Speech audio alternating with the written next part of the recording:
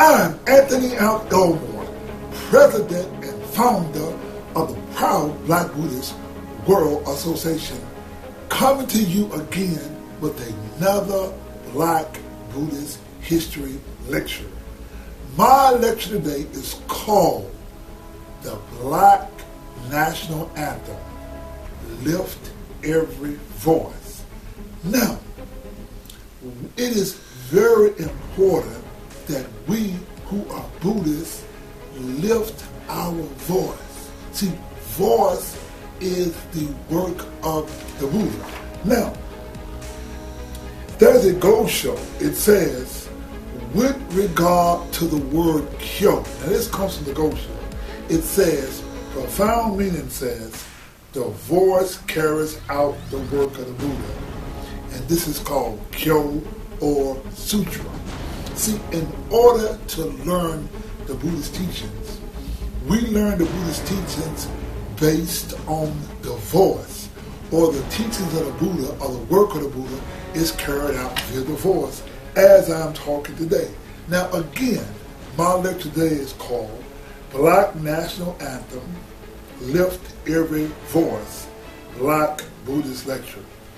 We who are proud Black Buddhists follow the teachings of the 13th century Black Japanese Buddhist sage Nichiren Shonin, who teaches us that the highest teachings of the Buddha Shakyamuni was that of the Lotus Sutra. Now, the way that we learn the Buddhist teachings is through studying the teachings of Nichiren. Now, these teachings of Nichiren are called the Gosho. Now, what I want you to do, or those of you who have some background in Nichiren teachings, there is a Gosho called the Gift of Rice. Now, in the Gift of Rice, Nichiren points out 4 major points about the Buddhist teachings. You see, the Buddhist teachings are not about some Asian on a mountain meditating. The Buddhist teachings is even not about Asians. See, please understand that Buddha or Buddhism did not even get to Asia until over 1,000 years after the death of the Buddha. Even though the largest Buddhist population in the world today is China. Now, there are over 500 million people who are practicing Buddhism today. Now, out of over 500 million people, there is not one Black Buddhist male who is noted in the Black community or respected nationwide as a Buddhist. And that we find that there is a problem with Buddhism because in regards to Buddhism, Asians and whites extricated all Black Buddhist history, language, and culture. Now, the Gosho, Gift of Rice, let's go over these 4 points. Now, we bring these 4 points because the Lotus Sutra gives you a better understanding of the Buddhist teachings. Now, the first point, it says, quote, number 1, the Golden Light Sutra states, to have a profound knowledge of this world is itself Buddhism. Second point, the Nirvana Sutra states, quote, all of the non-Buddhist scriptures and writings in society are themselves Buddhist teachings, not non-Buddhist teachings. The third point, 6th volume of the Lotus Sutra reads, quote, no worldly affairs of life or work are ever contrary to the true reality. Fourth point, 6th volume of the Lotus Sutra reads, the first 2 sutras are profound, since their meaning is still shallow and fails to approach that of the Lotus Sutra. They relate to secular matters in terms of Buddhism. Now, whereas the Lotus Sutra explains that in the end, secular matters are the entirety of Buddhism. See, what we must understand, that our lecture again is Black National Anthem, Lift Every Voice. You see, when I come to black people or even white people who are listening to this lecture, they would say, wait a minute, he is trying to make Buddhism be a black thing. He's getting off the spirit of Buddhism. That's not Buddhism to talk about a black national anthem or a song called Lift Every Voice. You see, the Gosho, or at least the Lotus Sutra, teaches us that Buddhism is our everyday life, and the song Lift Every Voice is a Buddhist teaching. It is also a Buddhist practice, and it is most important because we at the Proud Black Buddhist World Association specifically use the song Lift Every Voice, or a song that we call a Black National Anthem. That is a part of our Proud Black Buddhist practice. You see, we at the Proud Black Buddhist World Association challenge Asians who extricate, Asians and whites who extricate all black Buddhist history, culture, and language from Buddhism. You see, we use this song to protest anti-immigration, and we use this song to protest racism. Now, in my personal case, I practiced Buddhism many years with the SGI and Nichiren Buddhist sects. Later, I associated with Nichiren Shonin. Now, this is what the Gosho reads about these Buddhist sects. Again, we quote the 6th volume of the Lotus Sutra that reads, quote, they relate to secular matters in terms of Buddhism, whereas the Lotus Sutra explains that in the end, secular matters are the entirety of Buddhism. You see, the Lotus Sutra explains that secular matters are the entirety of Buddhism. This brings us to the title of our Black Buddhist Lecture again. Black National Anthem, Lift Every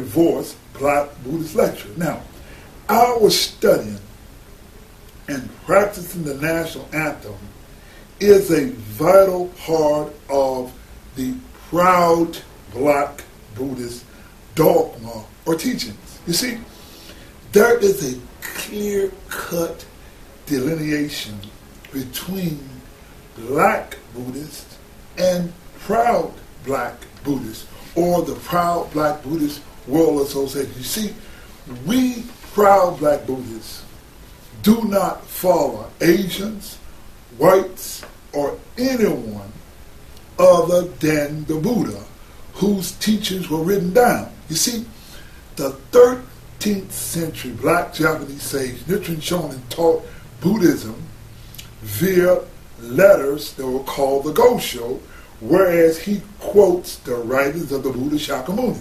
See, the Gosho that we want to introduce you to, it's called the Expedient Means and Lifespan Chapters. This Gosho explains why we Proud Black Buddhists make the song Lift Every Voice and Sing part of our Black Buddhist practice. See, in regards to Black Buddhists, they do not make this song Lift Every Voice and Sing part of their Buddhist practice. However, we as Proud Black Buddhists, this song is a part of our Buddhist practice. Now, the Gosho is called the Expedient Means and Lifespan Chapters reads, quote, when we scrutinize the sutras and treatises with care, we find that there is a teaching about a precept known as following the customs of the region that corresponds to this. The meaning of this precept is that so long as no seriously offensive act is involved, then even if one were to depart to some slight degree from the teachings of Buddhism, it would be better to avoid going against the manners and customs of the country. This is the precept expounded by the Buddha.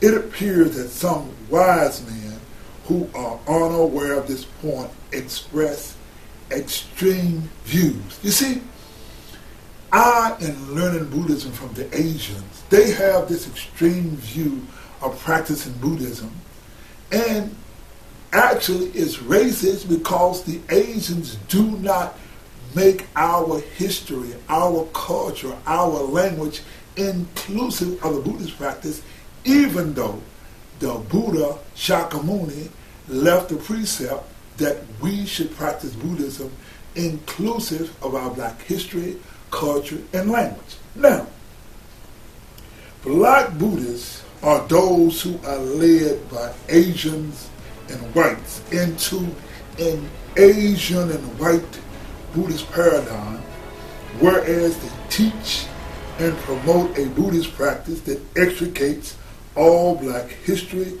culture, and language from their Buddhist teachers. Now, the Buddha Shakyamuni teach that Buddhism should be taught according to the customs of the country. This leads us to the song, Lift Every Voice and Sing. Now, this song is known specifically in the black community as the Black National Anthem.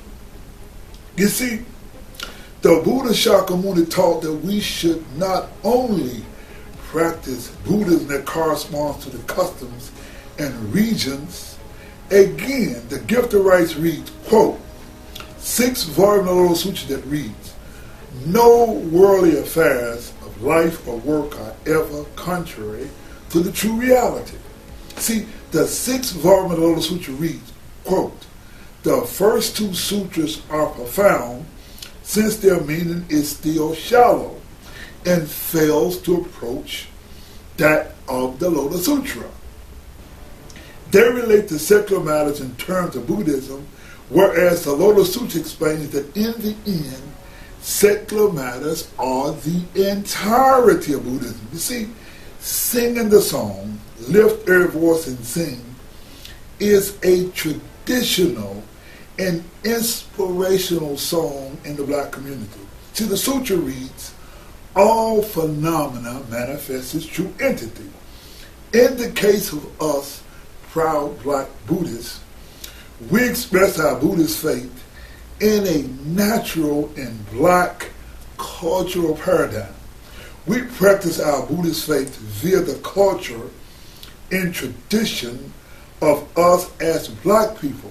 We call ourselves proud black Buddhists, in that our Buddhist faith is expressed inclusive of our history, our culture, and our language. See, we purposefully and proudly delineate our Buddhist practice from Asian culture, history, language, and tradition. You see, I'm a brother.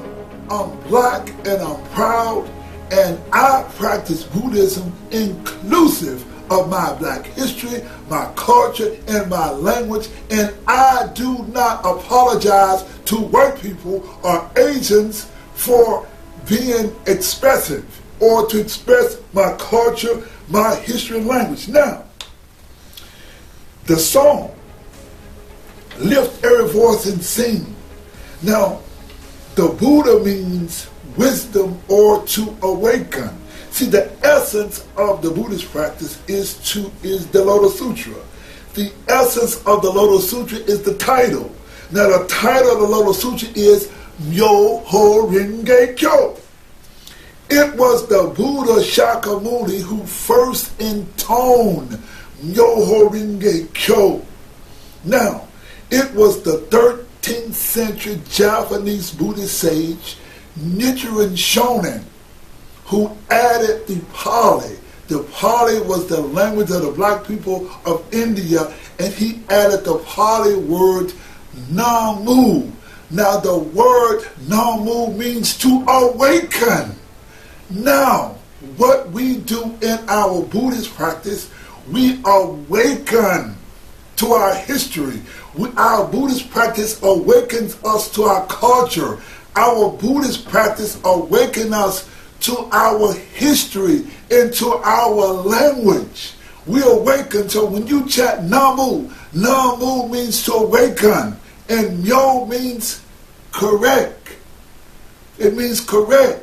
And Ho means law. Now, Renge stands for the Lotus, which means cause and effect. And Kyo actually means the voice. So we awaken our voice to the teachings because we awaken ourselves. Now, we in America at this time live in the world of Trump.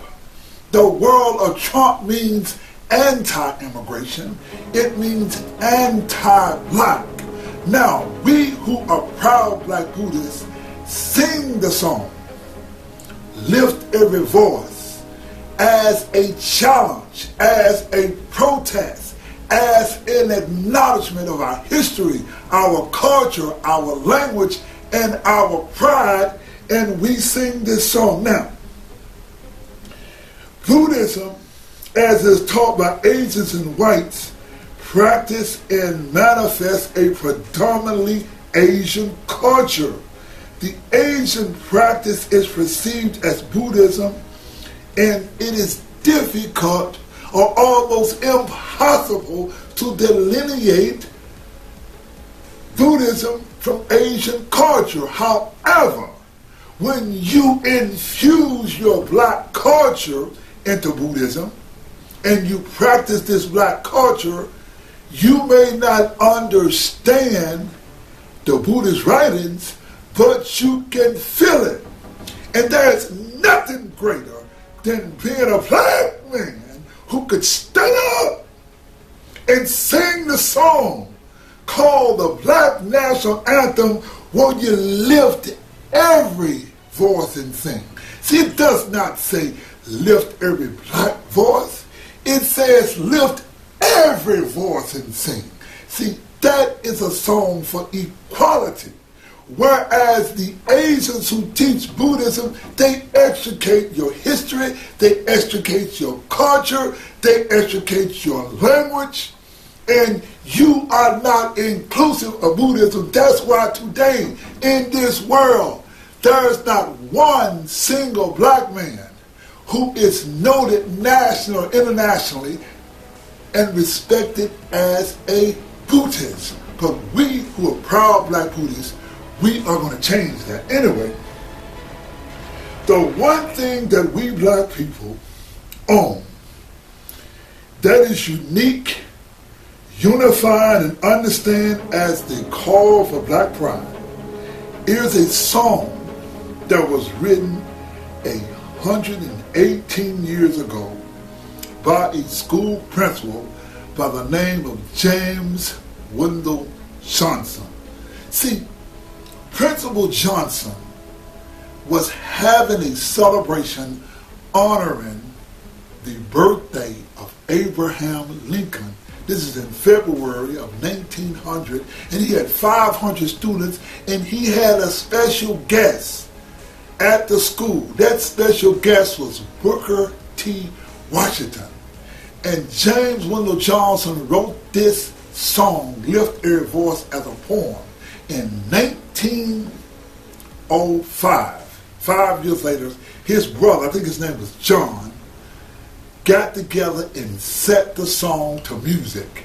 It was about 1919 that the NAACP called this the Negro National Anthem, and that this song was used to inspire. It was used to inspire 100 years ago, and is used to inspire us today, and especially we proud black Buddhists who have to face the racism of a Trump administration, the racism of Asians who educate all of our black history, our culture, and our language. We challenge this. As a part of our Buddhist practice, we open our Buddhist meetings with the song, Lift Every Voice and Sing. And with the Proud Black Buddhist World Association, we're going to close this lecture with the song, Lift Every Voice. Now, we're going to have the baddest sister in the history of singing the Black National Anthem. Her name was Miss Kim Weston. Now, let me tell you about Miss Kim Weston. Miss Kim Weston was born in 1939, the same year as Tina Turner. Now, she sings this song, and there is a Memphis connection to Kim Weston singing this song. You see, ladies and gentlemen, in Memphis, Tennessee, there was a recording studio called Stax Recording Studio, just right down the street from this house. And Stax Recording Studio did a celebration in 1972 to honor not honor, but to deal with the riots and Watts in California that happened in 1965. So in 1972, the people at Stax got together with the African Americans and Watts, and they put together one of the greatest celebrations in the history of African Americans in 1972. It was called Watts Stax. Now, I am associated with Watts Stax in that I had the opportunity to talk and meet and deal with one of the producers, the main producer of the Watts Stax. His name was Mr. Larry Shaw. I happened to do work for Larry Shaw, putting carpet in his house. And Larry Shaw was a graphic artist for Stax. He handled the media for Stax, and he was the producer of the Watts Stax concert, and he told me how he put this together, how they got an unknown comic that wasn't too known by the name of Richard Pryor to perform in Watts Stax. But anyway, you got a little history. This is our culture, this is our history, and this is our language. And we're going to end our Black Buddhist lecture with the great Kim Weston singing the Black National Anthems. For those of you who may not know, I think in about 1965, Kim Weston recorded a song with Marvin Gaye called It Takes Two. Kim was a great talent. She later came to record for Stax. And let's join together by lifting our hands up with the Black Power sign, with our culture, history, and language. And we're going to end with Mrs. Kim Weston singing the Black National Anthem called Lift Every Voice and Sing. Let's listen to Kim Weston. We say no more yes about what time is it? What time is it? What's the Kim Weston, the Black National Anthem?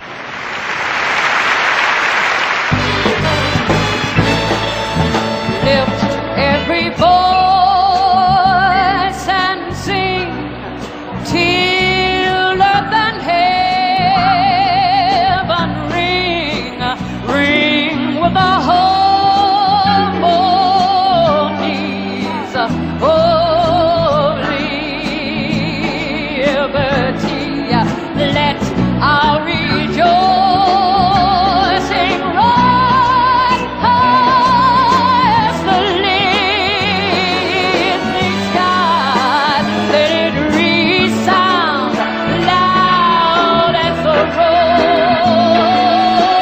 rolling sea. Won't you sing it with me, everybody? Sing a song full of the faith that the dark past has taught us. Sing a song full of the hope that the present has brought.